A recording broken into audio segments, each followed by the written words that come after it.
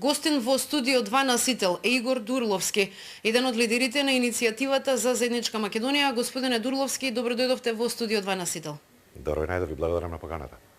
На вчерашниот протест пред Собранието на Република Македонија, иницијативата за заедничка Македонија го објави македонскиот народен документ со кој барате вонредни парламентарни избори како решение за наметнатата политичка криза во Република Македонија. Кога планирате дека треба да се одржат овие вонредни парламентарни избори и дали сметате дека ќе донесат некаква промена во соодносот на политичките сили од резултатите кои ги имаме сега? Па ние уште на самиот почеток, најпрвото барање наше беше отфрлање на платформа подпишана, заверена од странски премиер во странска држава. Тоа секако до сега не се оствари и сметаме дека распишување на предвремени парламентарни избори е единствената опција. Ме прашавте кога, јас би кажал што поскоро, тоа значи во најбрз можен рок за цела оваа криза, односно нефункционалноста на државата да прекине, што поскоро. Дали сметате дека политичките партии ќе прифатат оваа ваша иницијатива и кои? Јас се надевам дека, јас навистина немам информации дали некој од политичките партии ќе го прифата тоа. Јас верувам дека партијата ВМРО да помене, која што на некој начин ги има истите ставови по однос на ова прашање, барем до сега, со нас верувам дека ова барање за нив ќе биде издржано. Се надевам дека и останатите партии, и од албанскиот блок и македонските опозицијски партии ќе сметат исто како нас дека единствено решение во моментот се предвремени парламентарни избори, како што кажав на почеток.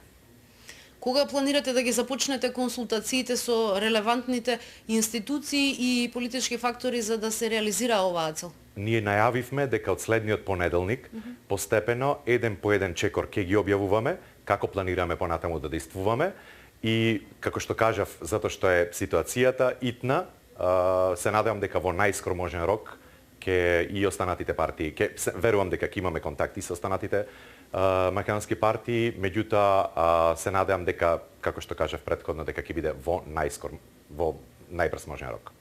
Социјалдемократскиот сојуз на Македонија досега во ниту еден момент не се откажа од тиранската платформа, чии што обврски ги има превземено во консултации со албанските политички партии. Како очекувате вие тие да се откажат од одврските кои што ги имаат земено, бидејќи сепак албанските гласачи им донесоа 70.000 гласови повеќе на контото на последните парламентарни избори кои што се одржаа? Знаете како, јас барем до сега не чув нити од партијата Социјалдемократски сојуз на Македонија конкретен став дека ја поддржуваат или не ја поддржуваат.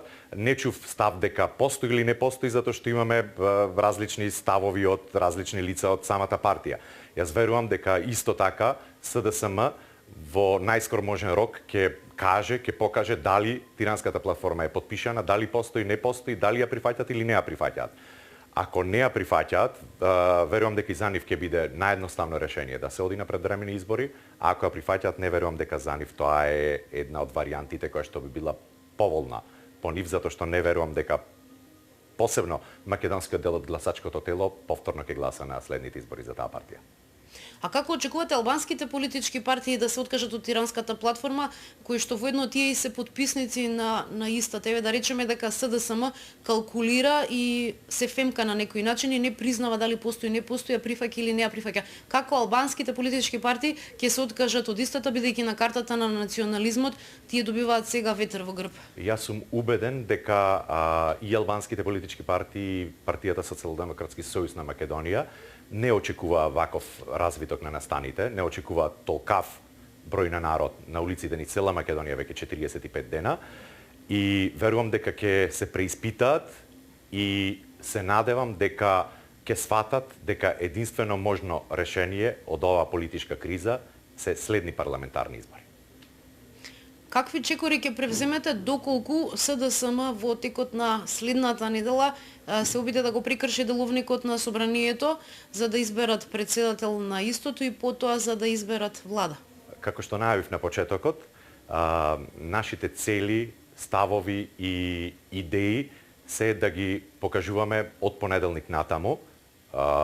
Верувам дека во понеделник тоа нема да се случи, меѓутоа ние сме за се подготвени, имаме за се план Б и верувам дека добро ќе функционира. Дали овие протести во повеќе од 32-3 града низ Република Македонија, каде што секојдневно гледаме повеќе од 200.000 луѓе, ќе траат и до крајот на летото доколку е тоа потребно? Ние нагласивме уште на почетокот, нагласивме и, ако не се лажам, вчера на последниот собир, дека поминаа 54-55 дена, ако треба ќе останеме уште 50, уште 100, се додека нашите барања не бидат исполнети. До сега беше повлекување на Тираската платформа, од сега па натаму се исто така и предвремени парламентарни избори.